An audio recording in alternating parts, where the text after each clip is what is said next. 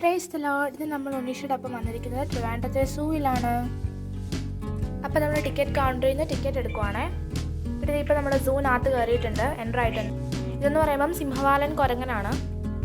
പിന്നെ മറ്റൊരു ടൈപ്പ് കുരങ്ങനെ ഞങ്ങൾ കണ്ടു. പിന്നെ ഒരു സ്പെഷ്യൽ ടൈപ്പ് ക്രെയിനെയും കണ്ടു.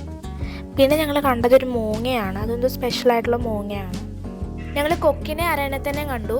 പിന്നെ ഞങ്ങൾ വെള്ളത്തിലെ ജീവികളുടെ കൂട്ടത്തിൽ നീർനായെ കണ്ടു. ഇതാണ് നീർനായ. നമ്മൾ പിന്നെ കരയിലെ ആനിമൽസിനെ കാണാൻ പോയി.